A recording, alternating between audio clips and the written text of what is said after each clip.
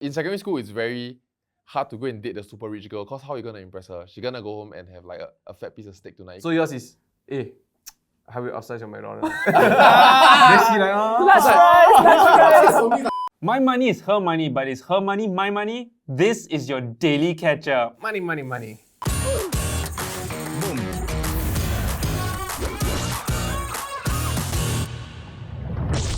This episode was brought to you by DBS. And if you're enjoying the content so far on the Daily Catch-Up, remember to drop us a sub and hit that notification out there, blah blah. Hit that notification Hit the blah blah blue button. Hit the blah blah blue. So just the other day on the Burrow, which is a community by DBS, online community, they posted this question, which was, what are the most the common financial issues that couples face that might like cause them to fight or like break up? And like, what are some, like, how often do you talk to your partner about money? There's actually a very funny Reddit thread that I saw on this. This guy was asking, how much does it cost for me to have a girlfriend? Then people were replying, how much do y'all spend on like your partners? How much does it cost to get a Singaporean girlfriend? I think very different. Is it? Yeah. And for how long? Like first year. 6K 6K? A month? a year. Oh. So little. Yeah. What are you spending, yeah? That seems quite Also, so $500 a month lah. Yeah. that's Only like- on your partner. As in for dates Yes. and then like buying gifts, everything. I feel like the increase in expenditure should be about 6K. But I dated very young. I didn't have access to 6K. Okay lah, yeah, actually that's reasonable. I feel like it's Your like brush strike. well, the last Burrow is earring the noise. This damn shit. You like the what I have to attention, say. yeah. Next episode, he's got long hair. he's transitioning. I feel like for me, it's like almost a lot of things that I pay for is times 2 lor. Because like, for example, right, like I've said this before, like very poor financial management. I deliver food all the time, especially work from home. The I delivery. don't know why I thought of you as the Yeah, you're deliverer. ordering, not delivering. Oh yeah, I'm ordering food delivery. Me. So then right, they trap you and I love you guys, but like they trap you, so they create like the free deliveries, right? Free delivery coupons, but you have to spend $18. And then to me, it's like I would try very hard, right, to meet the $18. Because if I spend something that's $15 and I pay $3 in delivery fee and it's $18 still, I might as well buy something that's $4 extra. Pay a bit more, but I get like value. I have the same struggle with the small order fee. Right? Whenever it's like... It's under $10 or something, Yeah. right? Or under 12. But do you think you spend more money on Nat than she spends on you, or is it the other way around? I do Yes. lah. I do. Okay.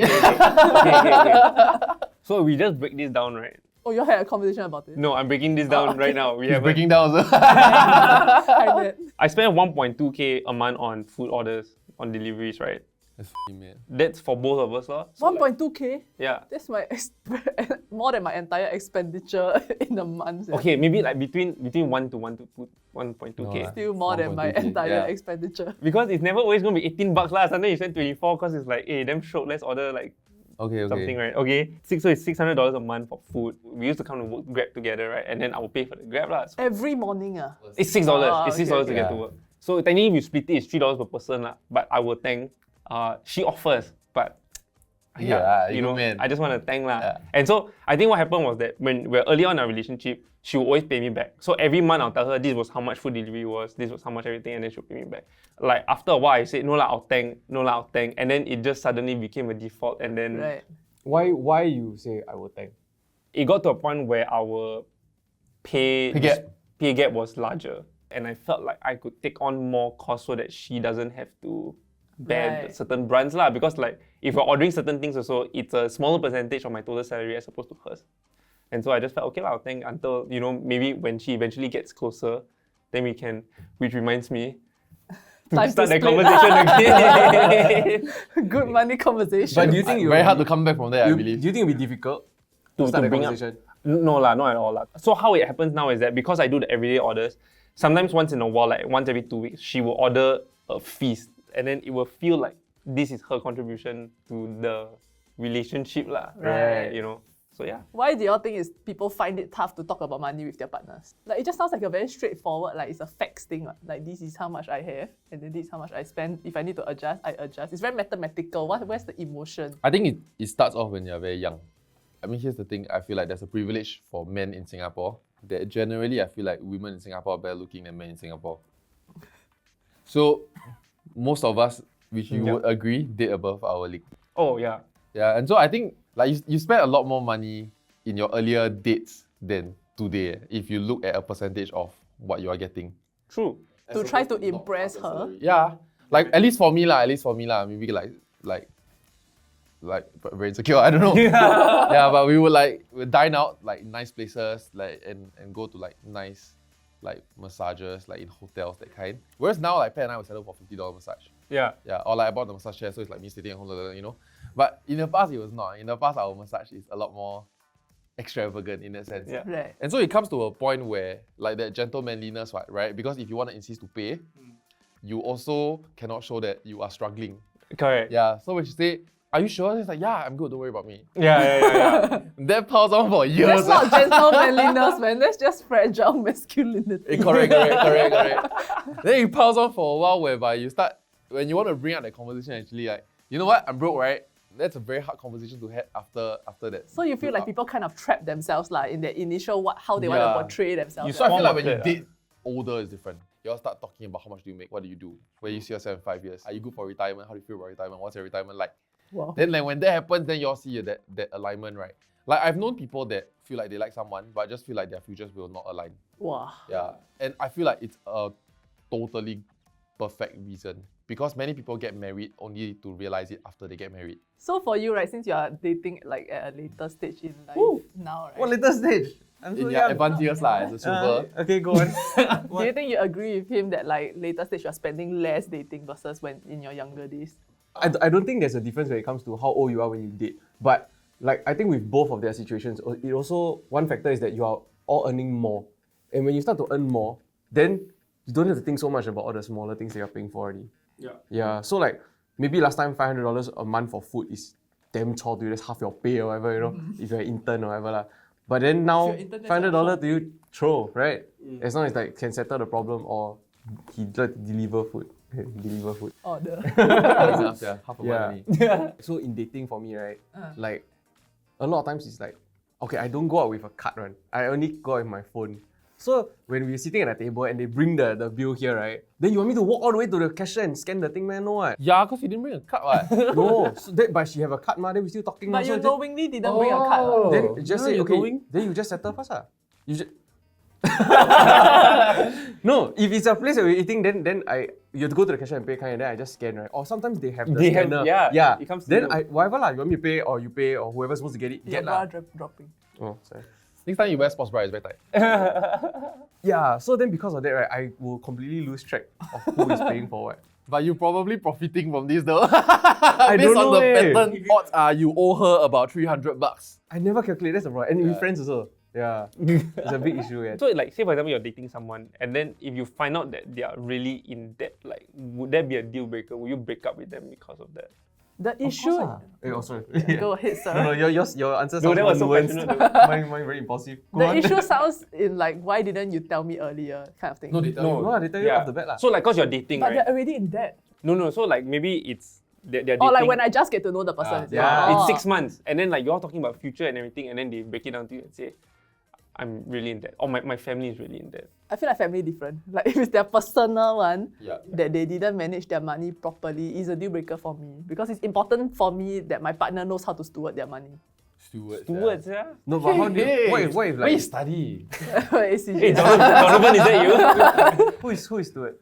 Who's steward little? Like, Stewarding the money? as in because I think like I said just now, because my family has had conflict around money so much, right? Yep. Like I feel like if that happens with my partner also, like it just feels like a horrible thing for me to think about in future. Yeah, but so the difference is, right, if say they were doing fantastic, but right, so say the industry that they're in or kena some recession or whatever, then lose the job. Later on in the relationship, then they are like spiraling to debt and it's completely out of their control. At that point, I love them though. Yeah. Versus 6 months in the relationship, like I feel like our lives are a lot more enmeshed at that time. Right. Yeah, and like Okay, this is very bad and almost sound Oh, let's hear it. scary. Is it you will bounce if No, but early on, right, let's say in secondary school, right, if I know that, oh, wow, this is some... if you know I know. Wait, can I guess? gossips, yeah. If you know the girl poor, then you will go and date her and then use money to pull her in because I wasn't gonna say it I like think that. you're gonna say that if you found out that pet was but gonna soon, be right? To a certain extent, when the know family stupid. is not as well off, right, and then you are doing normal, right, it's much easier to impress her. Right. Because in secondary school, it's very hard to go and date the super rich girl. Cause how are you gonna impress her? She's gonna go home and have like a fat piece of steak tonight. You're gonna bring her to. Your humor, lah, of course. Yeah, your My humor personality. lah. Yeah. That's why I have so much personality over the years. No money. So yours is, have you upsize your McDonald's? Then she like, That's right. oh, secondary school then Yeah, but that was true love, secondary school. upsize your Like, Macs. you know, it's just bliss. Like, it's real. Like, there's no other factors that come in. It's pure potential energy. It's really your energy for life, because there's very little else to show for. But do you think that because, for example, you all met so early and have not had money conversations, right, that it was difficult to kind of bring that in later on in the relationship? Yes. We had our money conversation only when I was in debt, but I've talked about this before. It was only when my dad has gone a little bit out of control and I need her help. Right. That was my first conversation talking about money properly. Like 5 years ago only. I think when Nat and I first signed our BTO, right, I broached the topic about opening up a joint account with her. Because to me, it wasn't just about saving for the renovations It's about and trapping whatnot. her lah. It's so that I about need a Singapore wife, citizenship. you know. That's why he's wearing pink It's about today securing for the ice. citizenship. But I think the only time I talk to Nat about money is when I've had a bad financial month. Like I feel like whenever I have a bad financial month, so like I used to run a company once and then we had bad cash flow, and I know that if we have bad cash flow, I need to put my own savings into that own company to pay like wages and stuff. And so I'm doing badly, I cannot spend this month, right? I feel like that's the time when I will tell her, hey, can you pay me back for this meal? And I know it takes her off guard Shit. because I don't normally ask, you know. Right. And so then when that happens, I know she will get a sense of like, oh shit, it must be really bad. Right. And then she will step up lah. It's really bad that the only time she talk about money is when one of us, or at least me, like I have a lack of it lah. Do you have positive conversation about money with Pat, and when do you normally bring it up?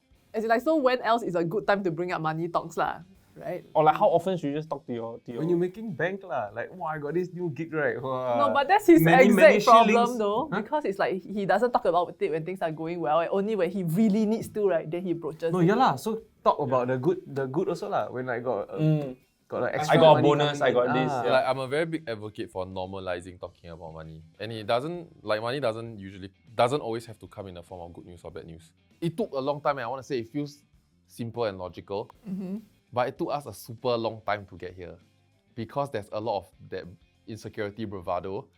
Right. So now that Okay, we've split our base, the basic things. At first, it started on with who go and apply what, then you just kind of pay that one because I already paying this one. So my dumbass went to apply for electricity and she applied for PUB, the water. Water is very cheap. Then the government, right, keep giving rebate on water only because the electricity grid got outsourced to third party, so you don't really get much functions there.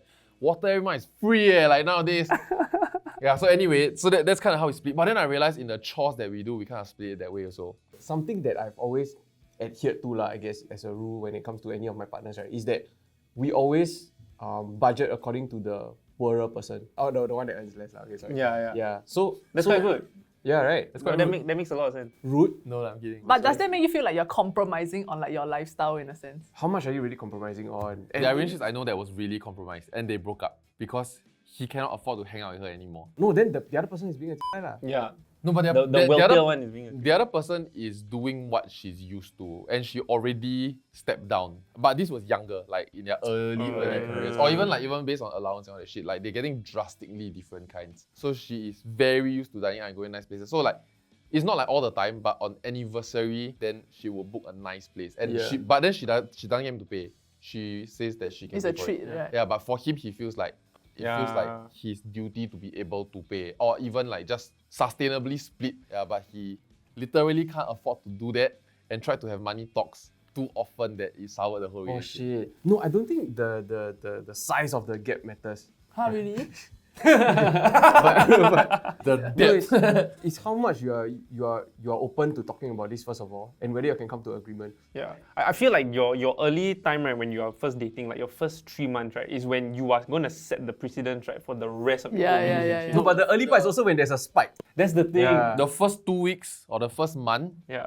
go ahead and whack peacock. only, yeah, yeah. After 1 month, the next 3 months, that's your. You have to give them a reality check of what You are like. But you're actually, Okay, yeah. but I have to say this, my mistake, right, or my problem is that, right, I don't go out, I don't go to restaurants, I don't like do all this kind of thing when I'm single. But when I date, right, then it's the complete opposite. You don't go kopitiam. Man. Yeah, so that spike hit the top already, right, then continue. Yeah, then it's until the other person say like, oh, okay, maybe we chill. yeah. Oh, okay. No, but why do you think that happens? He's trying to get a girlfriend on the show. No, because I just, to me, it's just spend like this Yeah. money that I had all along anyway. No wonder there was a point of time, right, where suddenly he started so asking funny. for like restaurant recommendations. Like you can tell that he's in that spike. I mean, it's not that expensive. Like, it's not like every meal is $300. Please text him your favorite kopitiams so you can start going. But have you all like talked about money? Because like say if for example you all want to think about like renting a house together and all that, right? Is that something that is like on your mind also? Everything just split off 50-50. Right? Yeah. Like, there's As in, not does much her that- spending habits and all that affect you? Because if say example they are saving for something together in a joint account, right? How each partner's spending habits change will affect the savings, ma. Okay, so to me, I think that when you're approaching a relationship and trying to figure out how to manage money between the two people, right? I think it's you have your money, she has her money, and then same thing lah. You have a relationship money, so that there's that separate pool that you are saving So for. you create for a joint account whatever. when you are Probably serious. lor. To me, and I don't think this is a big issue when it comes to splitting costs. For the most part lah, maybe I'm not that deep into a relationship yet. But I think the most challenging thing for me when it comes to relationships, and this thing will happen later on in life, right, is if the other person loses their job for a long period of time, or they are down for whatever reason, or injured or whatever, or if their parents kena some debt or some stuff. That's right? where the emergency fund comes in. Yeah lah, but maybe they don't even have that already. Right? Maybe the debt is them rabak. Then you are the only person that has money, right? Like I know you have that money. Are you like obligated to help? Or I think those are the difficult situations that I don't know how to navigate at the moment. So lah. this actually happened between my mom and my dad. So cause my dad used to own a business, but then after that, like because like own days and stuff started coming out, so like the spectacle business That's that optician.